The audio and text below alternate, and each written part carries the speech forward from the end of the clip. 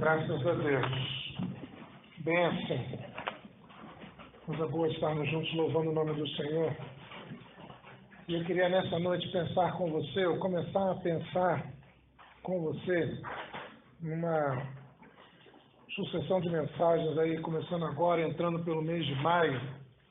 Mês de maio, tradicionalmente, no nosso meio batista, é o mês da família. E eu queria começar agora e seguir pelo mês de maio pensando com você sobre família. Você pode me dar o primeiro slide, por favor? E a gente vai passando com calma um por um. São só, acho que 83 slides. A gente deve acabar antes das 11 da noite, fique tranquilo. Queridos, família que fazem a diferença. Eu queria pensar com você sobre família. E eu gostaria de, a cada domingo, observar uma família diferente. Uma família na Bíblia. A Bíblia é um livro que, entre outras coisas, conta histórias. E essas histórias, elas são interessantes porque o autor não se preocupou em esconder as mazelas daqueles que estão sendo relatados. Geralmente, quando a gente vai contar a história de alguém, né, ou vai fazer um discurso, ou vai falar, a gente esconde assim, as coisas meio erradas que a pessoa fez, né? A gente exalta só as coisas boas, e o que não ficou muito bom a gente deixa de lado, vamos olhar só para o lado bom. Interessante que Deus, na Bíblia, não esconde as coisas ruins do homem, da humanidade, muito pelo contrário. Se você observar, chama a atenção o fato de que Deus coloca o foco nas falhas do ser humano, coloca o foco na imperfeição do ser humano. Não tem pudor, por exemplo, em mostrar o incesto lá dentro da caverna, onde Ló com as suas filhas, ele engravida as suas duas filhas. Isso está lá exposto para a gente. Não tem a vergonha de pegar Davi, o rei Davi, e apresentá-lo como adúltero homicida. Coisa que normalmente, se a gente fosse falar de um rei, da importância histórica, política, social, religiosa, econômica de Davi, a gente diria, não, deixa essa parte de lado, vamos só falar das coisas boas. E assim, sucessivamente, desde Adão até a nossa vida de hoje, Deus não está muito preocupado em esconder a nossa falha, em nos fazer parecer sermos bonitinhos, perfeitinhos, direitinhos, como se nós não tivéssemos alguma coisa de ruim no nosso meio. Não, isso quem está preocupado em fazer, de um modo geral, entre outros, por exemplo, são os fabricantes de margarina e de manteiga, que fazem os anúncios sempre com as famílias muito bonitinhas, não é isso? Você já viu o anúncio de margarina? Anúncio de margarina, família Doriana, que coisa linda aquela família Doriana, todo mundo bonitinho, tomando café da manhã, sentadinho na mesa, um dia de sol lindo, todo mundo, papai, mamãe, os filhinhos, todo mundo lindo, todo mundo perfeito, todo mundo bonitinho. Mas Deus não está muito preocupado com isso, a gente percebe isso na Escritura Sagrada. Agora, o que a gente também percebe é que, apesar das falhas, apesar das imperfeições, apesar das dificuldades que o ser humano pode encontrar, Deus o chama para fazer diferença. Deus o chama para ser alguém diferente no meio da humanidade, no meio da sociedade. E ele pode dizer, poxa, mas eu tenho as mesmas imperfeições que tantas outras pessoas, eu tenho as mesmas falhas que tantas outras pessoas, milhões de pessoas no mundo têm os mesmos pecados, os mesmos defeitos que eu tenho. Como que eu posso fazer a diferença?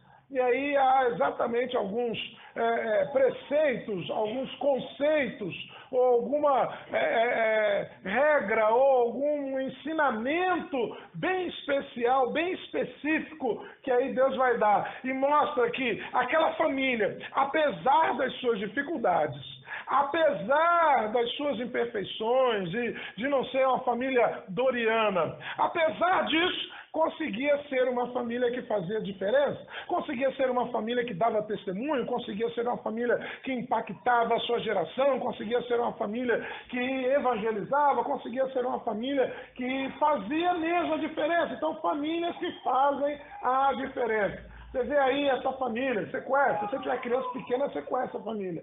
São os quem? Os incríveis. Só que aí eles não estão como super-heróis, não, eles estão como gente comum, tentando se disfarçar, tentando parecer gente comum, né? Não estão aí como os incríveis, estão aí tentando ser mais um no meio da multidão, tentando ser uma família como qualquer outra família, porque eles tiveram que deixar os seus poderes de lado e tiveram que, de alguma forma, viver como se não fossem superpoderosos, como se não tivessem alguma coisa diferente, como se não tivessem alguma coisa além daquilo que, na verdade, tinham. Então eles tinham que se disfarçar, não podiam usar roupa de super-herói e tinham que parecer igual a todo mundo. É mais ou menos assim. A gente às vezes parece igual a todo mundo. E você vai encontrar pessoas por aí com as mesmas dificuldades, com as mesmas falhas, com as mesmas imperfeições, que você vai olhar para você mesmo com toda a humildade e vai dizer, poxa, eu sou igual a fulano de tal, eu faço a mesma coisa errada que esse fulano de tal faz e ele não é crente, eu sou. E aí você vai dizer, poxa, qual é a diferença? A diferença é que Deus me chamou para ser igreja. Deus me chamou para ser igreja. Sendo igreja, então, a minha diferença é que Deus está na minha vida e Deus, de alguma forma, precisa também se manifestar na minha vida e na minha família. Eu queria ver com você nessa manhã por que nós vamos falar sobre família. Porque a família está sendo destruída. Talvez, é muito provável que desde os tempos modernos até hoje, desde que começou a surgir a noção de família, de propriedade, direito de sucessão, direito de família, direito à propriedade adquirida, desde que o homem começou a inventar essas coisas até hoje, é muito provável que a família nunca tenha sido tão atacada e com a intenção de se destruir com tanta força como ela é hoje em dia, como ela tem sido nos últimos 20, 30, 40 anos para cá. Por que se quer destruir a família? Porque a família é formadora da consciência social. Se eu destruo a família, eu consigo destruir a consciência da sociedade. Se eu destruo a família, eu consigo destruir o pensamento que a sociedade tem, a ideia, os conceitos, os valores que aquela sociedade tem, porque uma sociedade é formada pela reunião das diversas famílias. Então, destruindo a família, eu vou destruir a sociedade como está, porque eu quero gerar o caos, para fazer do caos surgir uma nova sociedade. Então, se eu quero destruir a sociedade, vamos destruir a família, porque destruindo a família, eu vou destruir a sociedade. E a sociedade destruída, bom, então agora eu posso reconstruir, eu posso fazer uma outra sociedade. Daquela, dos escombros daquela, eu posso fazer um novo pacto social, eu posso fazer uma nova estrutura social, e ela vai ser diferente da que existia antes, ela vai ser do jeito que a gente quer que ela seja daqui para frente. Por que se quer destruir a família? Porque destruindo a família, nós destruímos o próprio ser humano. Porque a família é uma ideia de Deus para preservar o ser humano. O ser humano em família vive mais, vive melhor, vive mais bem cuidado. É fato científico, é isso, comprovado. O homem que está em família, ele tem uma vida melhor do que o homem que está solteiro, sozinho. A vida em família é um cuida do outro, e aliás isso já é bíblico. Um ao outro fez o quê? Destruiu? Ajudou. Um ao outro ajudou. E o seu companheiro disse, esforça-te, vamos lá, vamos juntos, vamos caminhar. Então, se eu destruo a família, fica mais fácil também para destruir o indivíduo, destruir o homem. Em meio ao caos e desorganização, podem surgir novos modelos de liderança e de governos. Se eu destruo as famílias, e então agora as pessoas vão começar a ter ideias diferentes de liderança, as ideias de governo, as pessoas vão começar a mudar aquilo que elas estão pensando, aquilo que elas estão entendendo a respeito de liderar, de governar, de administrar, porque elas tiveram lá na base uma mudança disso.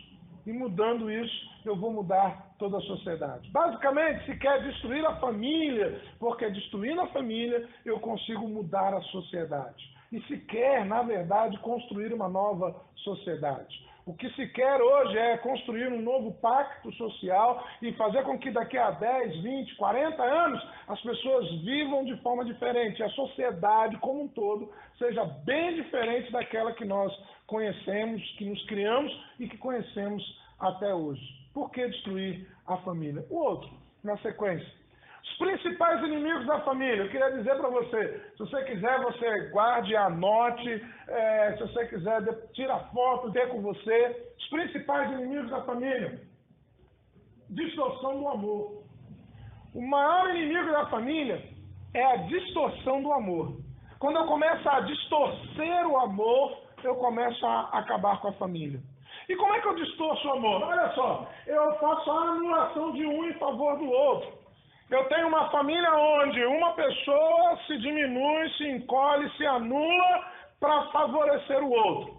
É claro que em meio à família você vai ter um momento em que de repente a esposa fica sem estudar ou sem trabalhar, houve uma mudança, houve um desemprego, mudaram de cidade, houve uma enfermidade, alguma coisa aconteceu e você houve uma mudança ali dentro daquela família. Mas o ideal de Deus é que a família esteja linear. O homem e a mulher não estão um abaixo do outro, mas estão no mesmo nível, estão juntos, porque Deus criou a humanidade e a humanidade macho e fêmea, mas é tudo uma coisa só. Então, quando um começa a se anular por causa do outro, então aí começa a haver problema dentro da família. Filho predileto, quando tem 2, 3, 4, 5 filhos dentro de casa, e aí se percebe que aquele ali é o predileto, aquele é o xodó, aquele ali é sempre o coitadinho, o pobrezinho, o doentinho, é aquele que o papai e a mamãe dá mais atenção, visita mais, chega mais perto, dá o pratinho de comida na mão, e por aí vai. Você vai perceber, é aquele filho predileto. Isso costuma estragar e prejudicar a família. Foco na pessoa errada. Isso tem a ver com o marido e com a mulher. Quando eles começam a focar em outra pessoa. O marido começa a ter um foco numa outra pessoa, fora de casa, fora do casamento. Ou a esposa começa a ter o foco, a atenção dela para outra pessoa, fora de casa, fora do casamento. E o foco deixa de ser, o foco do marido deixa de ser a esposa e vice-versa. O foco da esposa deixa de ser o marido. Dificuldade de comunicação, não tem conversa. E quando tem, não se entende. E não existe assuntos proibidos, não toque nesse assunto, isso não pode ser falado, isso vai gerar daqui a pouco um problema sério dentro de casa. Marido e mulher, não pode ter assunto proibido, todo assunto tem que ser conversado, tudo pode ser falado. Não existe, não, isso aqui é um assunto que morreu, tá? Não, isso tem que ser falado. Não pode existir silêncios fantasmagóricos dentro de um casamento, dentro de uma família, dentro de um lar, dentro de uma casa. Tem que haver diálogo, se não houver, fica difícil. Disputas de poder, isso aí é muito interessante, é ligado muito a sogro e sogra. Aí casa e o sogro ou a sogra quer disputar com o marido ou com a esposa quem é que manda no filho, que agora casou. Casou, mas continua sendo minha filha. Quem manda sou eu. E aí fica aquela briga, um sogro brigando com o genro, querendo mostrar para o genro que quem manda é ele, quem tem autoridade é ele, porque ele é que é o pai. Isso não dá certo, isso é problema. É distorção do amor, disputa de poder dentro de casa. Alcoolismo, uso de drogas, o envolvimento consequentemente, o envolvimento com o crime. E isso traz sérios problemas dentro de casa. Isso destrói a família. O filho, a filha que chega a ver o pai bêbado, ou alcoólatra, ou usuário de droga, ou a mãe, ou o filho que está usando drogas, e isso começa a destruir a família e prejudicar toda a relação dentro de casa. Distorções da sexualidade. É quando a minha sexualidade começa a ficar focada ou distorcida, né? É aquele marido que gosta de ver filme de madrugada e a esposa está dormindo na cama. Não, querido, desliga a televisão, vai para a cama e vai para perto dela. Pronto! Você resolve o problema. Para que você vai ficar na sala vendo filme de madrugada com a esposa que Deus te deu está lá na cama? Vai lá, acorda ela e veja um filme ao vivo com ela, a cores, e em quantas velocidades sexualidade se você quiser, mas há distorções da sexualidade. E o camarada, ou a esposa, às vezes a gente foca no homem e se esquece de uma coisa, irmãos. Recentemente fez um grande sucesso um livro no meio das mulheres, e é um livro erótico. Um negócio de 50 tons de cinza aí, que a mulherada comprou e devorou. Não eram homens que liam esse livro, eram mulheres. E é um livro com um conteúdo, um texto, uma contextualização extremamente erotizada. E a mulherada comprou e devorou, e o tal do Grey aí, do livro, virou ideia aí para muita mulher na cabeça. Gaysismo! E aí, meu irmão, isso talvez hoje, então, está bem atual, né? Essa é uma palavra nova, o neologismo, uma palavra que foi criada há bem pouco tempo para tentar explicar o que acontece com o movimento gay hoje no mundo. Há um lobby gay hoje no mundo fortíssimo. Você pensa que é só o Brasil? Não é, não. Ele é fortíssimo hoje no mundo inteiro. Ano passado, na época das Olimpíadas, o presidente da Rússia, Putin, e lá não é democracia, não. Lá ele manda prender, bater, não tem essa história de direitos humanos, não. E ele deu uma entrevista lá em algum momento e perguntaram a ele sobre umas atletas que são lésbicas. E ele deu uma declaração meia pejorativa, que soou meio mal. E a mídia na Rússia fez ele voltar e se declarar, dizer, não foi bem isso, vocês entenderam mal e tal, porque não foi bem assim que eu falei. Então você imagina, se num país que não respeita direitos humanos, que não é uma democracia, um presidente é chamado a voltar à mídia para desdizer, ou para dizer de uma forma mais adocicada e mais suave a opinião que ele havia emitido um pouco antes, é porque há um lobby, há uma força política muito forte por trás de todo esse movimento. E, na verdade, o que se quer é mudar a sociedade. E o que nós podemos fazer contra isso? Nós podemos orar, nós podemos evangelizar, e nós podemos declarar que há liberdade de se pronunciar contra o pecado. Pronunciar-se contra o pecado, meu irmão, minha irmã, não é se pronunciar contra o ser humano, nem deixar de amar uma pessoa ou outra, mas é se pronunciar contra aquilo que ela pode estar fazendo ou vivendo. Volta, por favor, ele para mim, o anterior. Isso, obrigado. Então, essa palavra gaysismo, ela foi inventada há pouco tempo para explicar a mídia tentando descrever essa ideologia totalitária que provém do movimento gay mundial, que taxa como preconceituosa qualquer manifestação contrária à homossexualidade. E aí a gente tem que diferenciar o que é se pronunciar contra a homossexualidade e se pronunciar contra o homossexual. Se pronunciar contra o homossexual, eu estou me pronunciando contra a pessoa. E contra a pessoa, eu já disse aqui outras vezes, nós odiamos alguém, irmão? Sim ou não?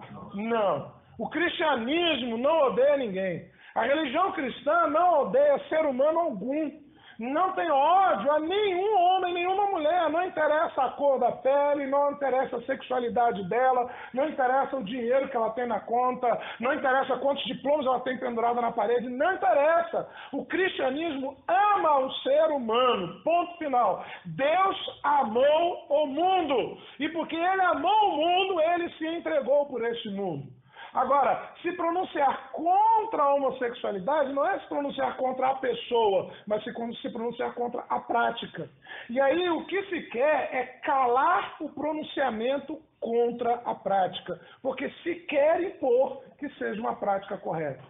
E aí não, aí a gente tem que ficar com a Bíblia e dizer, olha, a Bíblia diz que isso não é correto. Então, ainda que eu ame aquela pessoa e que eu diga, olha, que pessoa maravilhosa, é uma ótima pessoa, e na verdade nós fazemos isso. Se você chegar no hospital passando mal, você vai perguntar se o médico que está te atendendo é gay ou hétero? Não. Você não vai perguntar, o senhor é gay? Não, se o senhor for gay, o senhor não vai tratar de mim. Você vai fazer isso? Não, de jeito nenhum. Se você for num salão fazer o seu cabelo, você vai perguntar se a pessoa que está mexendo no seu cabelo é gay ou hétero? Não, de jeito nenhum. E assim por diante. Você vai no supermercado comprar o caixa que está te atendendo, você vai perguntar, olha, eu só vou passar se você for hétero. Se você for gay, eu não faço minhas compras aqui. Você vai fazer isso? Não, de jeito algum. Na verdade, nós não estamos contra ninguém e a orientação ou a vida íntima de alguém, ela é dela e Deus. Porque nós estamos e jamais poderemos arredar o pé é da palavra de Deus. E da oportunidade e do direito de dizer o que a palavra de Deus diz sobre a vida do homem. Agora, é do coração do homem para dentro o acolher a palavra e o buscar o conserto em Deus. Ou não, ou rejeitar a palavra e o dizer que não quero saber disso, eu estou bem, estou feliz desse jeito. Agora sim, me dá o próximo, por favor. Qual é o remédio para isso tudo, meu irmão? O grande remédio de Deus contra a destruição da família é a igreja. O grande remédio de Deus contra a destruição da família somos nós, é a igreja. E a igreja foi chamada para ser sal da terra, não é isso? Mas às vezes está ficando dentro do saleiro. E dentro do saleiro às vezes não faz diferença nenhuma. Dentro do saleiro não se salga. Sal dentro do saleiro não faz diferença.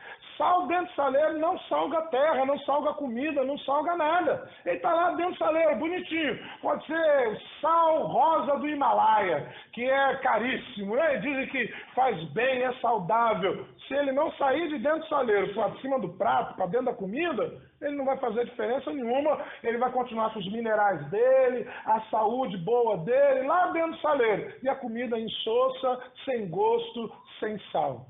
Sal só é bom quando ele sai do saleiro. E nós somos o remédio de Deus para a salvação das famílias. Se você espera que virá uma campanha do governo para salvar a família, você vai morrer esperando. Se você espera que a Rede Globo vai fazer uma novela mostrando um casal, uma família crente, abençoada, você vai morrer seco esperando, porque ela não vai fazer, ela não vai mostrar. A melhor coisa que você pode fazer, ao invés de reclamar das novelas da Rede Globo, é desligar a televisão na hora da novela da Rede Globo. Porque não adianta você reclamar e assistir. A melhor coisa que você pode fazer é desligar a televisão na hora da novela da Rede Globo e orar. Aproveitar aquele momento para fazer o teu culto doméstico, juntar com a sua família, sua esposa, seus filhos, abrir a Bíblia e ler a Bíblia e orar uns pelos outros dentro de casa e deixar a Rede Globo para lá, porque aí você não vai conseguir mudar a Rede Globo. E ela vai continuar botando lixo dentro da nossa casa, dentro da casa das pessoas. É só ligar. Ligou, a lixarada cai. Vós sois o sal da terra. Ora, se o sal vier a ser insípido, como lhe restaurar o sabor? Para nada mais presta, senão para, lançado fora, ser pisado pelos homens. O sal, se estiver dentro do saleiro, se não der gosto, não tem serventia nenhuma. Qual o outro que a gente tem depois disso aí?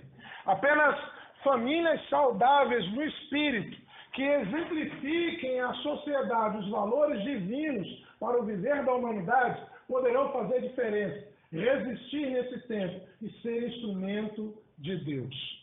O remédio de Deus para a nossa sociedade, para salvar a nossa sociedade, são famílias crentes, são famílias cristãs, são famílias saudáveis espiritualmente.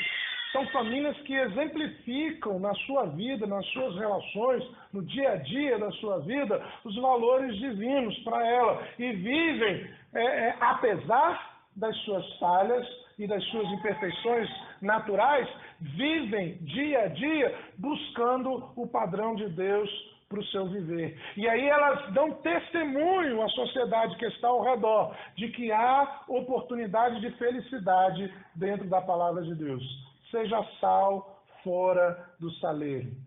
Não adianta você ser sal bonito dentro da sua casa ou nas 2 horas de culto por semana que você frequenta.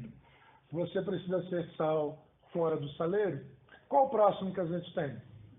A família de José do Egito. Eu queria ver essa família. E aí não é a família, o pai e os irmãos. É a família mesmo. Você sabia que José casou e teve 2 filhos quando estava no Egito? Você sabia disso? É essa família que eu quero ver contigo rapidinho nesta noite.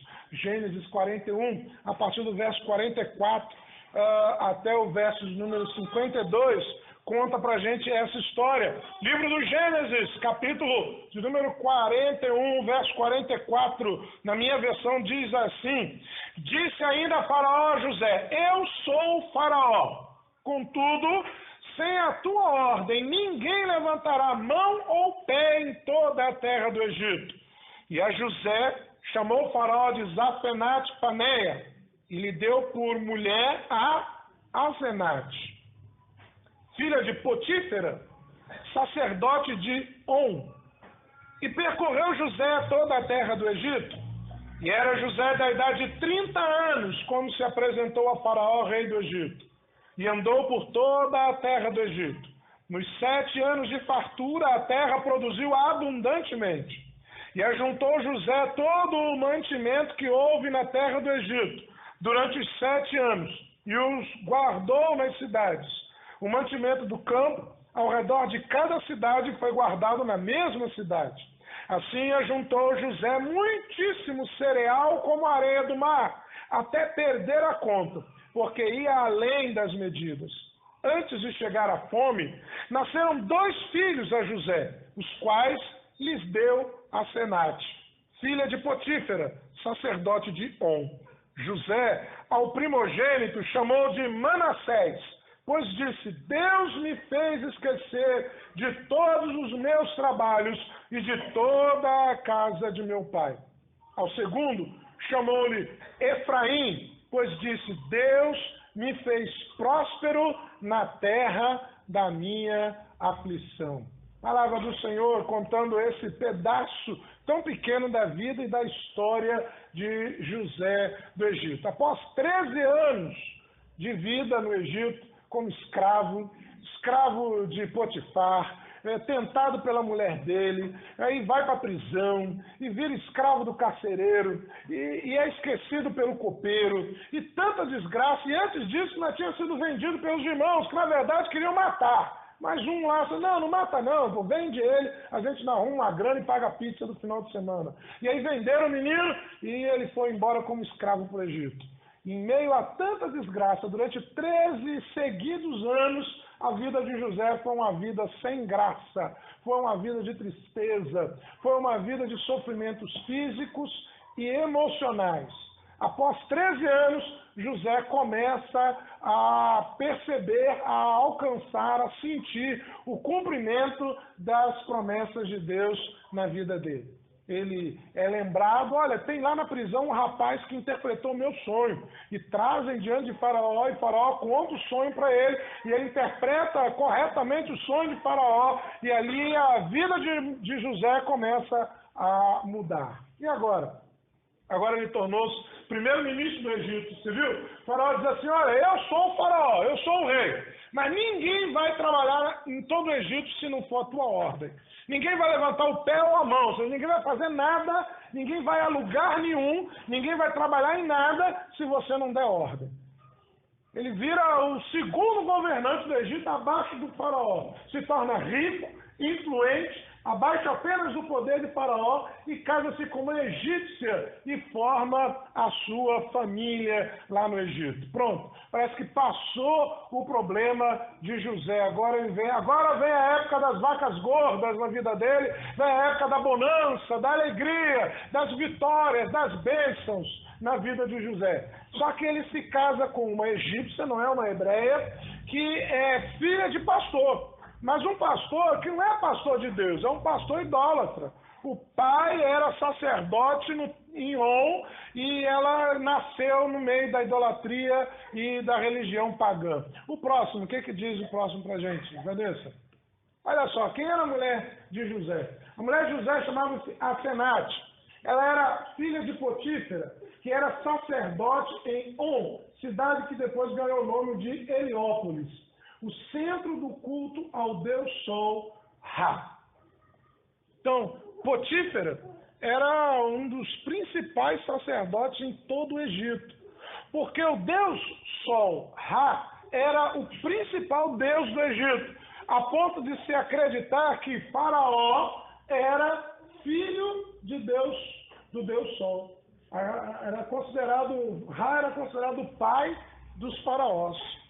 Então Potífera era sacerdote de Ra e tinha uma filha. Essa menina cresceu no meio da idolatria, no meio do paganismo, no meio da adoração ao Deus Sol, que era o principal deus egípcio, pai do faraó. É esse o contexto da mulher de José. Olha, eu garanto que, de um modo geral, a maioria dos pais não iria aconselhar o filho se casar com um Azenate. Não, meu filho, não casa com essa moça, não. Você é um menino crente, nascido na igreja, criado na igreja.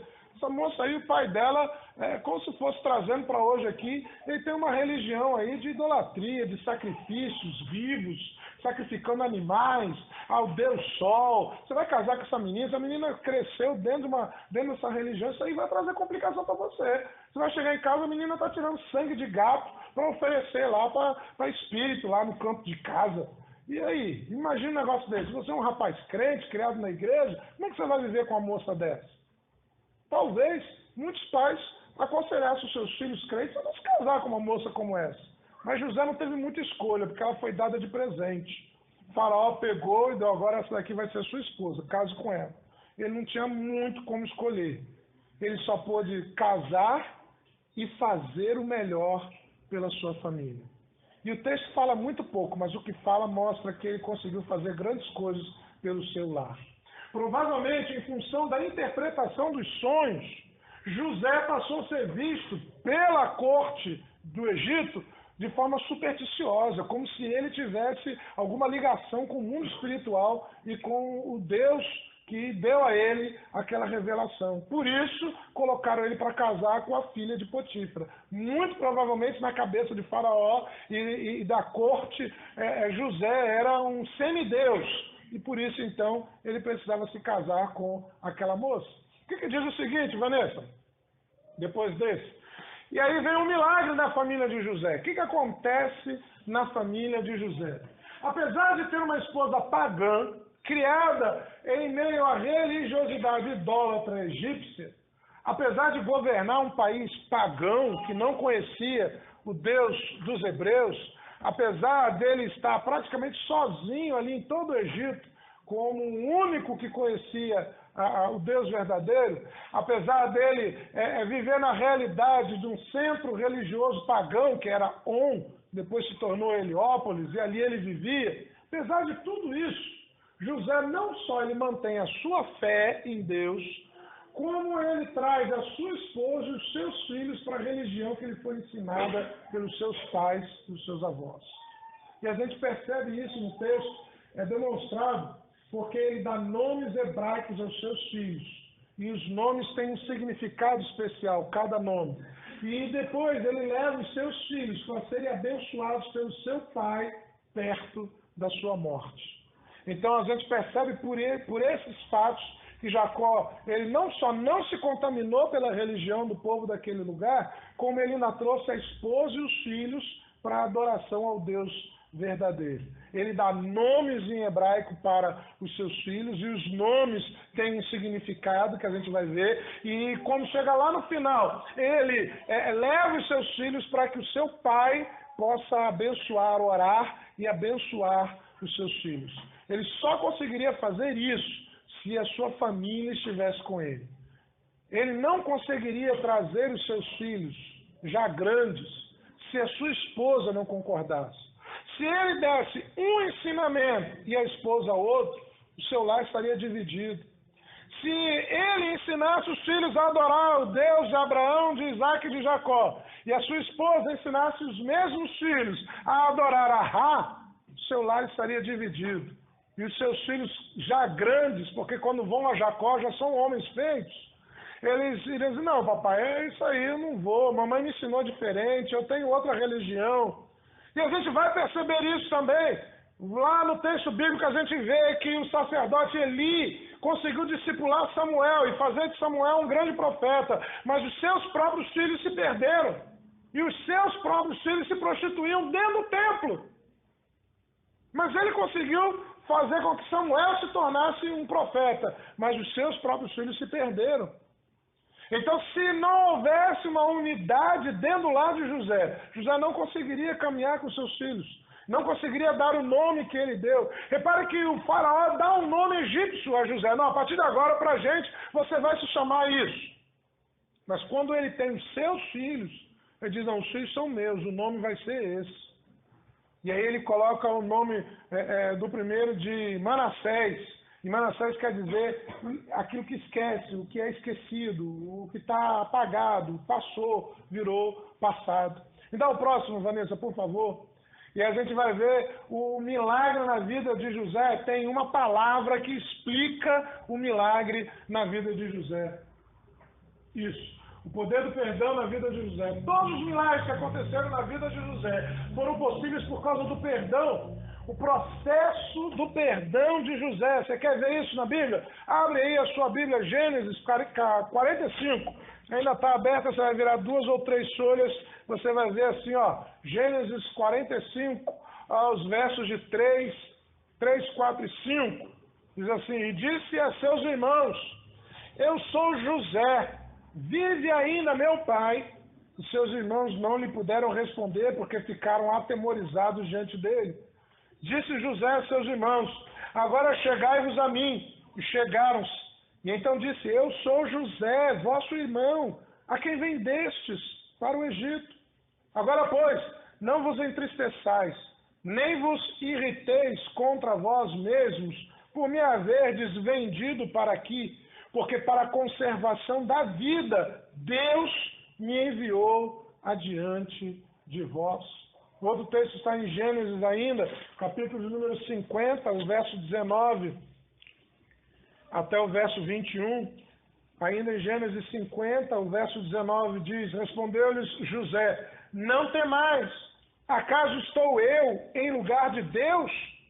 Vós, na verdade, intentastes o mal contra mim. Deus, porém, o tornou em bem, para fazer como vedes agora, que se conserve muita gente em vida. Não temais, pois eu vos sustentarei a vós outros e a vossos filhos. E assim consolou eles e falou ao seu coração. Olha, é como se José estivesse dizendo: vocês acham que vocês me venderam para o Egito? Não, não foram vocês que me venderam para o Egito. Vocês acham que foi Potifar que me viu no mercado de escravos e gostou de mim e me comprou? Não, não foi Potifar que gostou de mim e me comprou. Vocês acham que foi a mulher de Potifar que ficou me oprimindo e tentando e perseguindo e tentando me seduzir? Não, nada disso. Vocês acham que foi injustiça e calúnia que me levou para a prisão? Não, não foi injustiça e calúnia que me levou para a prisão. Vocês acham que foi o carcereiro que quis me escravizar? Que foi o copeiro que fez questão de me esquecer? Não. Foi Deus quem permitiu que tudo isto acontecesse na minha vida. Ele percebe a grandiosidade da soberania de Deus. E ao dizer aos seus irmãos: olha, vocês intentaram fazer o mal realmente contra mim, mas Deus transformou tudo isso em bênção.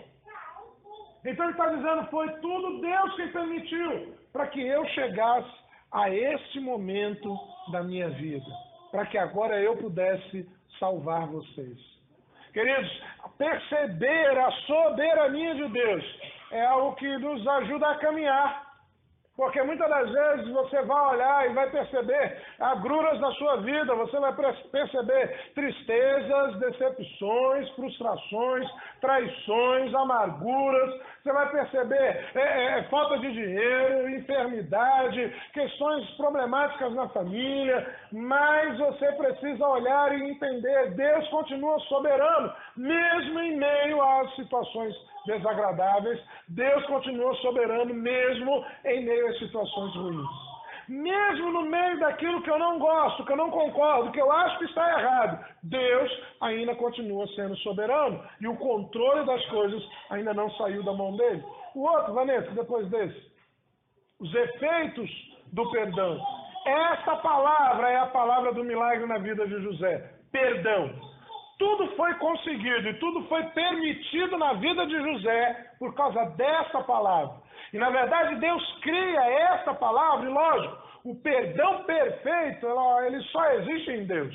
Somente Deus é capaz de perdoar perfeitamente. E já diz a Bíblia isso, Ele nos salva perfeitamente. Ele lança os nossos pecados no mar do esquecimento e deles não se lembra mais. Ele nos purifica com o seu sangue e nos torna puros. Então o perdão perfeito, somente Deus o tem. E a Bíblia diz, contigo está o perdão para que tu sejas temido. Então Deus carrega em suas mãos o perdão. Mas essa palavra, ela expressa um milagre na vida e na família de José. Quando José se tornou o segundo homem mais poderoso do Egito, ele não buscou vingança contra Potifar. Agora é o seguinte, quer dizer, Faraó, que eu sou o segundo homem no Egito? Traz Potifar que agora eu quero dar na cara dele. Traz a mulher dele que eu quero dar na cara dela, daquela safada. E tá querendo me seduzir, depois ainda inventou a história, me caluniou e eu fui parar na cadeia. Talvez eu fizesse isso, irmão, porque eu sou um bicho ruim, só Jesus na minha vida. Talvez eu, naquela hora, eu ia dizer, traz a mulher de Potifar pra cá. A bicha é tão ruim que nem o nome dela não tá na Bíblia, você já percebeu? É a mulher de Potifar. A Bíblia não se preocupa nem de botar o nome da mulher, eu não digo o nome dela não, essa mulher não presta. Traz essa mulher aqui agora que eu quero castigar ela. Eu sou o segundo, acima de mim só tem Faraó, Potifar agora vai comer na minha mão. Foi isso que ele fez? Não. Ele nem cogitou chamar Potifar ou a mulher dele. Foi uma ideia que nem passou pela cabeça dele, esse pensamento. Embora ele fosse o segundo homem, ele não buscou vingança contra Potifar, contra sua esposa, contra o copeiro, que levou 2 anos para lembrar dele ainda, deixou ele na cadeia lá, esquecido ainda por 2 anos. Ele não mandou matar nem mesmo os seus piores irmãos que venderam, bateram nele, escorraçaram ele, queriam matar ele. Dizendo, não, esses aqui eu vou matar. Benjamim, que é filho do meu pai com a minha mãe, eu vou deixar. Esse aqui que falou, não mata não, vende, esse aí eu vou deixar. Mas Judá queria me matar, não, eu vou te matar também, seu safado. Ele fez isso? Não. Ele aprendeu na carne. Ele aprendeu na sua carne que o ciúme e que a inveja são sentimentos destrutivos. Ele experimentou isso na sua carne. Não foi teóricos. Ele aprendeu isso. Ter ciúmes e inveja destrói a vida da gente. Se você tem ciúme, se livre dele. Há esposas com ciúme doentio do marido. Não pode. Se ela não futucar o WhatsApp do marido 10 vezes no dia, ela não dorme. Pare com isso, minha irmã. Você vai destruir a sua família. Marido que anda atrás da mulher, escondido, atrás do poste, para seguir. James Bond, investigando a vida da mulher. Pare com isso, meu irmão. Você vai destruir a sua família. Mas eu tenho que saber a sua senha. Mas se a senha é dele ou é dela, para que você tem que saber? José aprendeu na carne dele que ciúme e inveja destrói a vida da pessoa. Não tem como escapar, vai destruir, mais cedo ou mais tarde. O outro, Vanessa, eu acho que a gente está chegando na metade. Fruto do perdão, meu irmão. O fruto do perdão é progresso. Coisa extraordinária. José teve 2 filhos. O primeiro foi Manassés. Esqueci. Manassés. Quando nasceu Manassés, ele falou, olha, eu liberei perdão, eu perdoei Potifar, a mulher dele, o copeiro, meus irmãos, eu perdoei todo mundo, meu coração está limpo, eu não sinto nada contra ninguém, não tenho nada, limpou, meu coração está limpo, glória a Deus. Aí nasceu o segundo, mais um filho vem aí, José, oh que bênção, quando nasceu o menino, ele botou o nome de Efraim. O que quer dizer Efraim? Prosperidade, progresso. Deus me prosperou. Deus abençoou a minha vida. Ó, mais um filho, mais um menino, mais um homem nessa casa. Que bênção, que alegria. Aí botou o nome do menino, prosperidade, frutificação, fruto em dobro. E por aí vai. Tudo que você imaginar ligado a isso, pode significar o nome do menino. Fruto do perdão, meu irmão, é progresso. Compreender que o Senhor está no comando soberano nos leva a entender os desígnios de Deus. Compreender que Deus está no controle de todas as coisas nos leva a entender a vontade de Deus e a colaborar e cooperar com essa vontade na vida da gente. José teve mais descendentes do que qualquer um dos seus irmãos. Sabia disso? Queriam matar José, e no final da história, José foi o filho de Jacó que mais descendentes teve. Quando vai chegar lá em Números, e que vai levantar, fazer a genealogia, vai achar uma quantidade enorme. Tem mais de 70 mil homens com habilidade para ir para a guerra, descendentes de José do Egito. Descendentes dele e de Azenates, da esposa dele. Desses dois meninos, vieram muitos e muitos outros. Josué, Débora, Samuel, Gideão, Jefité, são nomes ligados a grandes batalhas e grandes vitórias, e são todos eles descendentes de José do Egito. Todos eles descendentes de José do Egito. E a gente vai lendo e vê, nossa, Gideão, que extraordinário, Jefité, Débora, é tudo descendente de José do Egito. O outro, Vanessa? Os filhos de José receberam nomes hebreus. Manassés quer dizer esquecido ou esquecimento. Efraim quer dizer frutífero ou próspero ou progresso. Se Manassés não nascer em nós, meu irmão, eu vou te dizer esse negócio, presta atenção. Se Manassés não nascer na nossa vida ou nos nossos lares, Efraim não nascerá. A ordem do nascimento foi Manassés, eu me esqueço do ruim, e aí veio Efraim. Eu progrido na minha vida. Enquanto você arrastar a mágoa, o remorso, o ruim, a tristeza, enquanto você arrastar isso, você não vai andar. Isso vai ser um peso, igual a bola de ferro amarrada no teu pé. Enquanto você não abrir o coração e não liberar perdão, o lar que não libera perdão é um lar que se arrasta.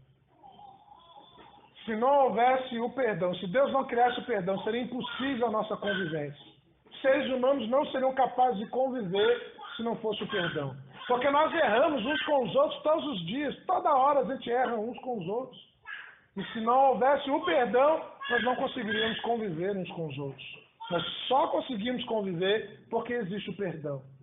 Então foi necessário, para que José pudesse prosperar, primeiro ele precisou esquecer. Para que ele pudesse progredir, primeiro ele teve que virar a página. Para que viesse Efraim, precisou primeiro nascer Manassés na vida dele. Depois, Vanessa, o que diz?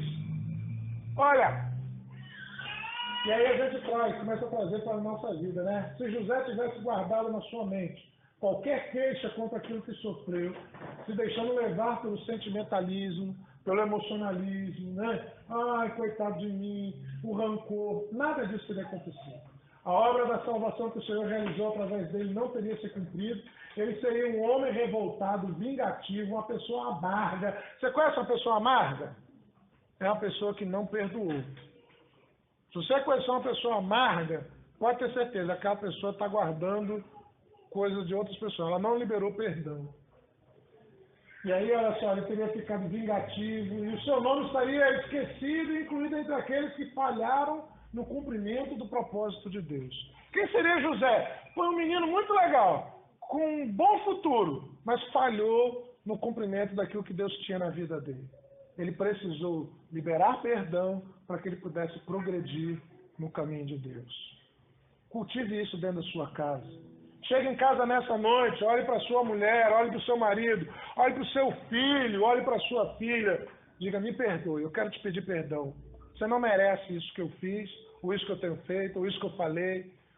Faça isso, meu irmão, lá no seu trabalho, faça isso na igreja. Se você, de alguma forma, meu irmão, alguma coisa que eu falei, em algum momento você se ofendeu comigo, você se entristeceu comigo, você se magoou comigo, eu lhe peço de púlpito, me perdoe em nome de Jesus. Fale para mim com um olhar de misericórdia, eu sou um ser humano, sou cheio de falhas e defeitos, imperfeições, de erros. Se não fosse a misericórdia de Jesus, eu já teria morrido de uma doença muito ruim, porque eu sou ruim. O pessoal tem brincado comigo na associação por conta do seminário, que o diretor de seminário o pessoal chama de magnífico reitor, né? É o título que se dá a diretor de seminário, magnífico reitor. Aí ficam uns 2 ou 3 aqui na nossa associação brincando comigo. Olha, chegou o magnífico na reunião. Eu digo assim, rapaz, se você conversar com a minha mulher 5 minutos, você vai ver o magnífico que eu sou. Que ela vai te contar tanta tristeza e tanta coisa ruim que eu faço dentro de casa com ela e com as crianças. Você vai ver que de magnífico eu não tenho nada. Me perdoe, meu irmão, em nome de Jesus. Me perdoe, meu irmão, minha irmã, em nome de Jesus. Se em algum momento você se entristeceu comigo por alguma razão, me perdoe. Diga, Senhor, eu quero perdoar o meu pastor. Eu quero caminhar com o meu pastor. Eu quero andar lado a lado com ele. Eu quero fazer a obra de Deus. Eu quero ver a igreja crescer e o reino de Deus ser glorificado. Porque se Deus não inventasse o perdão, ninguém andava junto. Todos iriam andar sozinhos, solitários, escondidos nas cavernas, no meio das matas, porque ninguém iria conseguir conviver com ninguém. Chegue na sua casa, olhe para sua mulher, me perdoe por eu ser ciumento. Olhe para o seu marido, me perdoe pelo meu ciúme, a minha desconfiança, a minha falta de confiança em você. Sente na sala, segure na mão, ore. Na sua oração, diga, Senhor, eu te louvo pela vida da minha esposa. Senhor, eu te louvo pelo meu marido. Senhor, eu te louvo pelo meu filho. Ore com o seu filho, ore com a sua filha. Minha filha, me perdoe porque eu te bati e eu sei que eu bati além da conta. Me perdoe porque eu fui grosso com você, eu fui estúpido com você, isso deve ter gerado um amargo no teu coração. Mas o papai nessa noite quer pedir, me perdoe, minha filha, em nome de Jesus. E eu quero orar com você para selar esse perdão. Minha filha, eu quero orar e dizer, Pai, obrigado pela filha que o Senhor me deu, pelo filho que o Senhor me deu. Uma bênção na minha vida, uma bênção dentro desse lar. Se não houver perdão nas nossas vidas, em todos os níveis, em todos os aspectos, em todos os relacionamentos, às vezes até onde não devia ter, né? Você pensa que, você olha assim um militar durão que nem um Gil, olha só, ele é durão. Você acha que ele nunca relevou um soldado lá que fez alguma coisa? Se não relevar, você tem um monte de gente na cadeia. Não é, Gil? Dizer, rapaz, vamos fazer o seguinte aqui, você errou nesse negócio, mas olha, é assim, assim, assim. Você aprendeu? Aprendi. Então tá bom, vamos lá, agora não faz mais isso não. Perdoou, não foi? Ah, vamos lá. Senão, a cadeia ia ficar cheia. A prisão ia ficar lotada. Libere Manassés, meu irmão, na sua vida, no seu lar, na sua família, no seu trabalho, no seu emprego, no seu coração. Libere o Manassés. Libere o esquecimento no seu coração, para você poder experimentar nascer Efraim na tua vida. E você ver nascer prosperidade, progresso de Deus na sua vida. Mais um aí, Vanessa. Acho que tem uns 10 faltando. O que tu fala aí? Irmãos, Paulo escreve aos Filipenses. O que diz o texto? Você pode ler em voz alta para mim? Irmãos.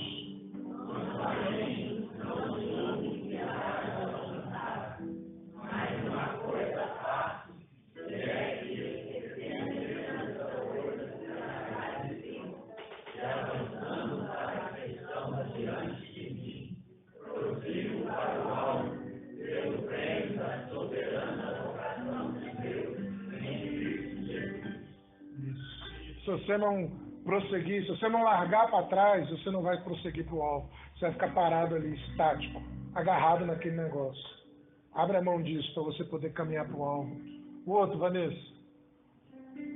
Jacó adotou seus netos. Olha que coisa extraordinária. Você sabia que os filhos de José se tornaram tribos de Israel? O Jacó virou e falou assim, não, eu vou fazer o seguinte, os seus filhos agora vão ser meus filhos. E isso é uma alegoria, porque a vida de José ela é um exemplo da vida de Jesus. É uma alegoria da vida de Jesus. José, enquanto era escravo, ou enquanto estava, escravo não, José, enquanto estava no Egito, separado da sua família, dos hebreus, José adquiriu uma esposa, José adquiriu uma família. Jesus, nesse tempo, está adquirindo uma esposa, sua noiva, a igreja.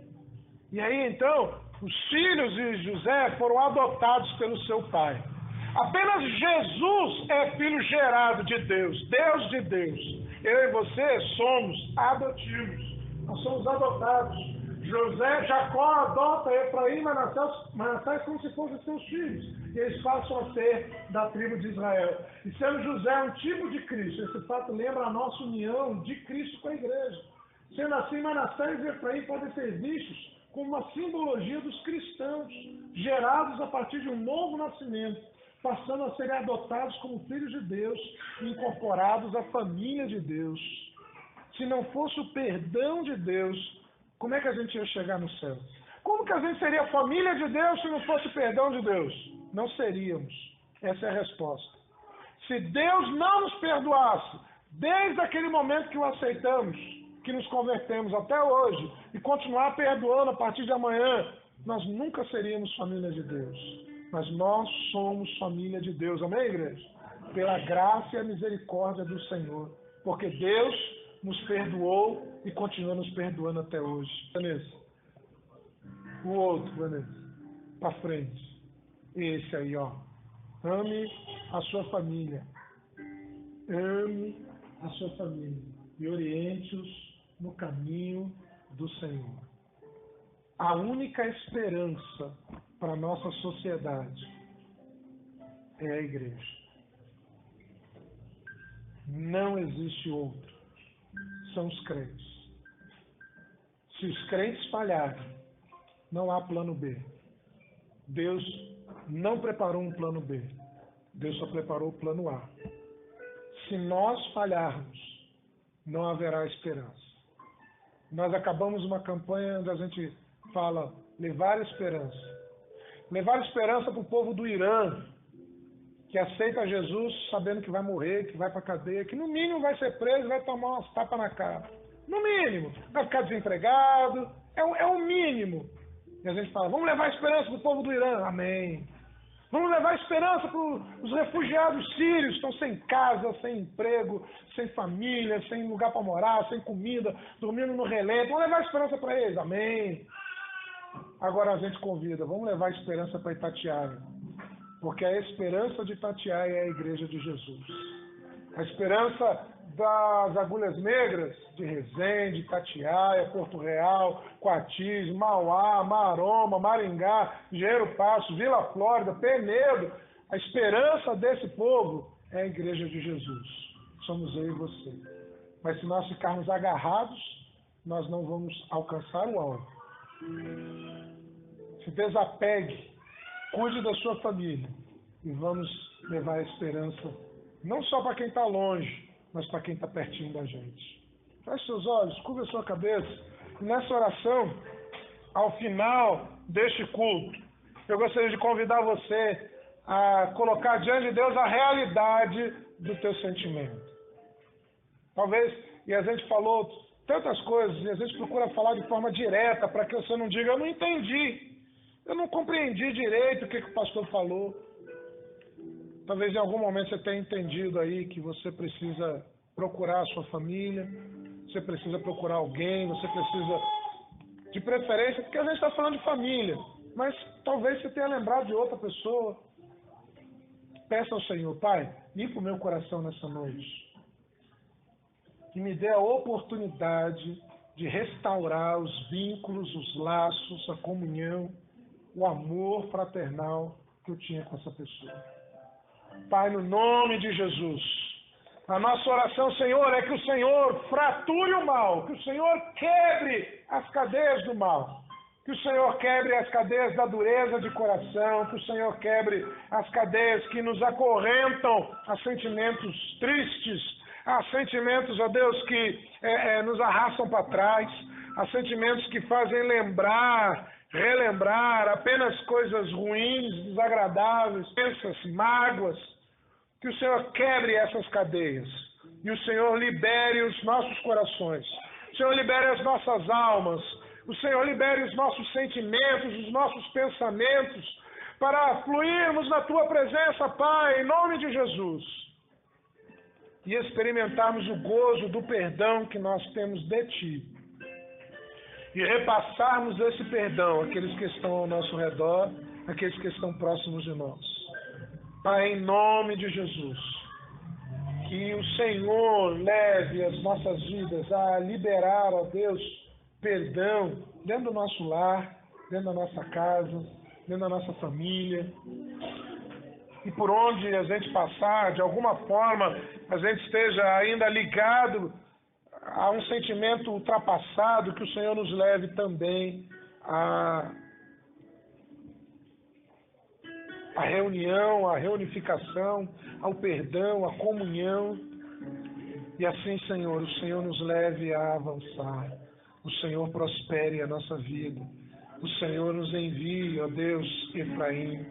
Faça nascer nos nossos corações Manassés, o esquecimento do mal, o perdão ao que passou, para que possa nascer nas nossas vidas o progresso e a frutificação dobrada pelo Teu Espírito Santo, Pai. Nós oramos em nome de Jesus, que o Senhor opere isso para a Sua glória, porque não a nós, mas a Ti seja dada toda a glória, toda a honra, para todo sempre. E ao alcançarmos isso, sempre saberemos que foi o Senhor quem realizou isso por nós, quem limpou e purificou os nossos corações, quem nos capacitou a vivenciar essa realidade, porque não tínhamos a condição, mas o Senhor nos amou primeiro, o Senhor nos perdoou primeiro, o Senhor nos acolheu primeiro e assim nos deu o exemplo. Obrigado pela vida e a família de José, que é exemplo para nós nesta palavra, perdão. Porque houve perdão na vida de José. Ele conseguiu trazer a sua esposa e os seus filhos à presença do Senhor e criá-los e educá-los para que eles servissem a um único Deus. E eles se integraram ao povo de Deus, abandonaram a idolatria e o paganismo e passaram a servir e a adorar apenas ao Deus único, Criador de todo o universo. Obrigado por esse exemplo de vida nesta noite. No nome de Jesus Cristo, no nome de Jesus. Por Jesus, o nosso Salvador.